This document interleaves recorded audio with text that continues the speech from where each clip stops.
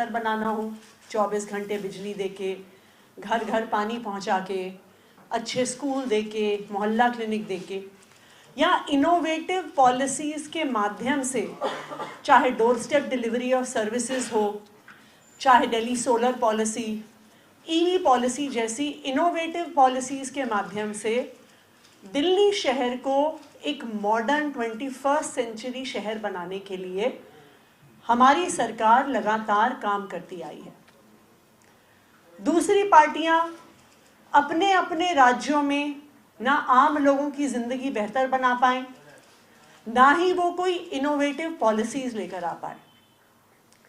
दिल्ली की सरकार, अरविंद केजरीवाल जी की सरकार जैसा काम नहीं कर पाए, तो इन पार्टियों ने षड्यंत्र रचा कि किस तरह से दिल्ली के काम रोके जाएं, क्योंकि जब अरविंद केजरीवाल जी जैसा काम नहीं कर सकते तो अरविंद केजरीवाल के काम को रोकने का प्रयास किया गया।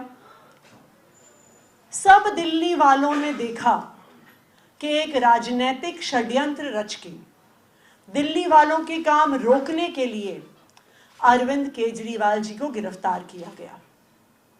जब अरविंद केजरीवाल जी जेल में थे तो लगातार दिल्ली के लोगों के काम रोके गए।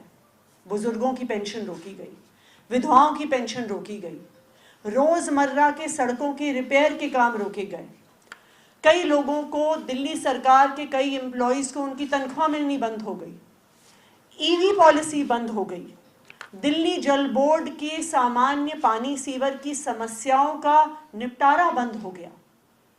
लेकिन दिल्ली वालों ने यह भी देखा है कि जब से अरविंद केजरीवाल जी जेल से बाहर आए हैं तो लगातार युद्ध स्तर पर दिल्ली वालों के काम हो रहे हैं। चाहे दिल्ली की सड़कें ठीक करने का काम हो, चाहे बुजुर्गों को, विधवाओं को पेंशन देने का काम हो, चाहे नई पेंशन बुजुर्गों के लिए खोलने का काम हो, चाहे जय भीम योजना को काफ़ी समय बाद शुरू करने का काम हो, अरविंद केजरीवाल जी के जेल के बाहर आने के बाद लगातार उनके मार्गदर्शन में दिल्ली सरकार युद्ध स्तर पर काम कर रही है, रुके हुए कामों को फिर से शुरू कर रही है। मुझे ये बताते हुए खुशी है कि आज दिल्ली सरकार की कैबिनेट की मीटिंग हुई, जिसमें ऐसे कई महत्वपूर्ण फैसले लिए गए जो दिल्ली के लोगों के हित में हैं और दिल्ली के लोगों के जो रुके हुए काम हैं उनको फिर से शुरू करने के लिए हैं। सबसे पहला महत्वपूर्ण फैसला दिल्ली की इलेक्ट्रिक व्हीकल पॉलिसी को फिर से शुरू करने का है। जैसा कि आप सब जानते होंगे कि 2020 में जब दिल्ली की इलेक्ट्रिक व्हीकल पॉलिसी आई, अगस्त 2020 में, तो दिल्ली पूरे देश में शायद one of the first states थी जो इतनी प्रोग्रेसिव इलेक्ट्रिक व्हीकल पॉलिसी लेके आई। इस पॉलिसी का क्या नतीजा हुआ? इस पॉलिसी का नतीजा हुआ कि जहां 2019-20 में 4% से कम व्हीकल्स इलेक्ट्रिक होते थे दिल्ली में, दिल्ली सरकार की ईवी पॉलिसी आने के बाद 2023-24 का अगर हम आंकड़ा देखें तो दिल्ली में टोटल रजिस्टर होने वाले सभी व्हीकल्स में से 12% इलेक्ट्रिक व्हीकल्स थे, जो हाईएस्ट इन द कंट्री है। यानी किसी भी और राज्य में इतना high percentage of electric vehicles registration नहीं था, नंबर 1। और ये नेशनल एवरेज जो 6% है उसका दुगना है। तो दिल्ली की अरविंद केजरीवाल जी की ईवी पॉलिसी देश भर में सराही गई, और ये तो सिर्फ 2 व्हीलर्स, 3 व्हीलर्स और गाड़ियों के लिए पॉलिसी थी। ईवी बसेस खरीदना तो इससे बिल्कुल अलग था।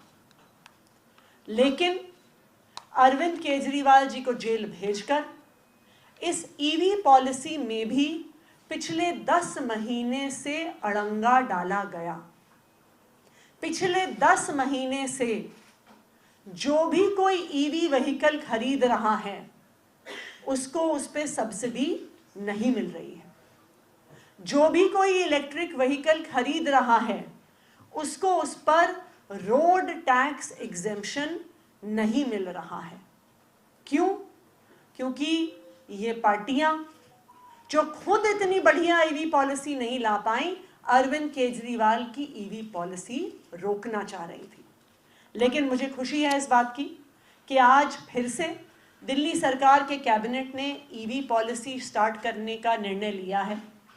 तो अगर कोई भी ऐसा व्यक्ति है जिसने 1 जनवरी 2024 के बाद इलेक्ट्रिक व्हीकल खरीदे हैं, तो उनको जो सब्सिडी उस समय नहीं भी मिली थी, अब वो सब्सिडी हर उस 2 व्हीलर 3 व्हीलर के ओनर को दी जाएगी। दूसरी बात, जो भी अब इलेक्ट्रिक व्हीकल्स खरीदेगा, चाहे वो 2 व्हीलर हो, 3 व्हीलर हो, गाड़ी हो, उनको फिर से रोड टैक्स का एग्जेम्पशन दिया जाएगा। ईवी पॉलिसी को 30 मार्च 2024 तक एक्सटेंड किया गया है और मैं सभी दिल्ली वालों से ये आग्रह करना चाहूँगी कि जितने ज़्यादा से ज़्यादा लोग इलेक्ट्रिक व्हीकल्स खरीदेंगे, उतना ज़्यादा से ज़्यादा दिल्ली शहर प्रदूषण से लड़ पाएगा। दिल्ली सरकार प्रदूषण के खिलाफ इस युद्ध में प्रतिबद्ध है और ईवी पॉलिसी इसका एक बहुत महत्वपूर्ण हिस्सा है। ये कितना अभी चल रही है पीसी। दूसरा एक इम्पॉर्टेंट डिसीजन जो आज कैबिनेट में लिया गया, दिल्ली सरकार में एक Delhi scheduled cast, SC, ST, OBC minorities, handicapped के लिए एक फाइनेंशियल एंड डेवलपमेंट कॉरपोरेशन है। ये corporation SC, ST, OBC minority, handicapped लोगों को लोन्स देती है कि वो अपना कुछ बिजनेस सेटअप कर सके। लेकिन जो साजिश दिल्ली सरकार के खिलाफ रची गई, जो तनख्वाहें रोकी गईं, उसमें DSF DC भी शामिल था। यहाँ के 125 एम्प्लॉयज़ को जनवरी फरवरी के महीने से अपनी तनख्वाह नहीं दी जा रही थी। हर बार इनको तनख्वाह देने की फाइल आगे बढ़ाई जाती थी तो उसमें कोई ना कोई अड़ंगा डाल दिया जाता था। लेकिन मुझे खुशी है इस बात की कि आज दिल्ली सरकार के कैबिनेट ने 17 करोड़ का grant in aid Delhi scheduled caste financial and development corporation को देने का निर्णय लिया है। तो जिन जिन लोगों की भी इस कॉरपोरेशन में तनख्वाह रुकी हुई थी, जनवरी फरवरी के महीने से आज तक की तनख्वाह उन्हें दी जाएगी और आने वाले समय के लिए भी उनको तनख्वाह हर महीने बिना रुके हुए मिलेगी। ना सिर्फ इतना, इस कॉरपोरेशन को कैसे रिवाइव किया जा सके, कैसे SC, ST, OBC हैंडीकैप्ड लोगों को ज़्यादा लोन और इकोनॉमिक डेवलपमेंट के लिए इंसेंटिव्स दिए जा सकें, इसके लिए भी आज कैबिनेट ने फैसला लिया। तीसरा, आज कैबिनेट ने एक महत्वपूर्ण निर्णय लिया है। गुरु नानक आई हॉस्पिटल में, गुरु नानक आई सेंटर में एक ऑप्टोमेट्री ट्रेनिंग विंग की शुरुआत करने का। जैसा आप जानते हैं, गुरु नानक आई हॉस्पिटल सिर्फ दिल्ली के नहीं, देश के प्रीमियर आई हॉस्पिटल्स में से एक है। लेकिन ऐसा माना जाता है, और ये एक वेल एस्टैब्लिश्ड फैक्ट है, कि आँखों की समस्या ज़्यादा बढ़ती इसलिए है क्योंकि समय से आँखों का चेकअप नहीं होता, टाइमली सही नंबर का चश्मा नहीं दिया जाता। अगर जो ऑप्टोमेट्रिस्ट का काम हो, जो आँखों को चेक करता है, चश्मा प्रिस्क्राइब करता है, अगर वो सही तरीके से होता है तो सीवियर आई डिसऑर्डर्स की संख्या बहुत कम हो जाएगी। दिल्ली सरकार हमेशा से दिल्ली के लोगों को अच्छी स्वास्थ्य सुविधा देने के लिए प्रतिबद्ध है और इसी के तहत आज ये एक optometry training wing Guru Nanak eye hospital में खोला जा रहा है, जहां पे 4 साल का बैचलर्स ऑफ ऑप्टोमेट्री प्रोग्राम शुरू किया जाएगा। ये दिल्ली सरकार का दूसरा ऐसा प्रोग्राम है। एक bachelor of optometry program Delhi की Delhi skill and entrepreneurship university में ऑलरेडी चलता है और अब ये ऑप्टोमेट्री की बैचलर्स हमारे गुरु नानक आई सेंटर में भी चलाई जाएगी। जैसा मैंने कहा कि अरविंद केजरीवाल जी के मार्गदर्शन में दिल्ली सरकार लगातार दिल्ली के लोगों के लिए काम करती आई है, कर रही है, करती रहेगी। और जो साजिश दिल्ली वालों के काम रोकने की हुई थी, उस साजिश को हराकर अब फिर से अरविंद केजरीवाल जी के मार्गदर्शन में दिल्ली सरकार युद्ध स्तर पर अपना काम कर रही है। ईवी पॉलिसी में कब तक बढ़ाई गई है? ईवी पॉलिसी 30 मार्च 2025 तक है, 31 मार्च। कितनी सब्सिडी ईवी पर मिल रही है, उसको अगर वो मिल जाए। और दूसरा, ये कब से रुका रहा था? कितने ऐसे वाहन हैं जिनको ये सब्सिडी और रोड टैक्स रिडक्शन नहीं मिला था? ये जनवरी से ही रुका हुआ था। इसको एक बार मार्च में कैबिनेट में पास भी किया गया, लेकिन उसके बाद भी फाइल घुमा घुमा के फ्रिवलस ऑब्जेक्शंस उठाकर प्रदूषण से लड़ने वाली इस महत्वपूर्ण पॉलिसी को रोका गया। लेकिन आज कैबिनेट के इस फैसले के बाद 1 जनवरी के बाद से जितने भी ईवी व्हीकल्स खरीदे गए हैं उनकी सब्सिडी दी जाएगी। हम एक कम्युनिकेशन सारे ईवी सेलर्स को देंगे, जो भी ईवी गाड़ियां बेचते हैं, क्योंकि उनको जो ईवी व्हीकल्स बेचे गए हैं उनकी डिटेल्स हमारे पोर्टल पे अपलोड करनी होंगी और फिर बायर्स के आधार इनेबल्ड बैंक अकाउंट में ये सब्सिडी का ट्रांसफर हो जाएगा। Ma'am, Delhi High Court has issued notice to the Delhi government regarding the implementation of Ayushman scheme. Your reaction to it? Delhi सरकार ने हमेशा से प्रतिबद्धता दिखाई है दिल्ली के लोगों को स्वास्थ्य सुविधा देने के लिए।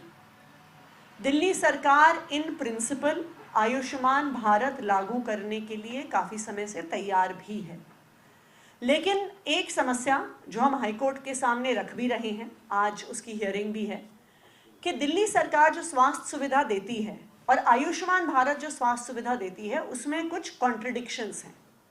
फॉर एग्जाम्पल, अगर आप दिल्ली सरकार के किसी भी हॉस्पिटल में जाइए, आपको सारा ट्रीटमेंट फ्री ऑफ कॉस्ट मिलता है।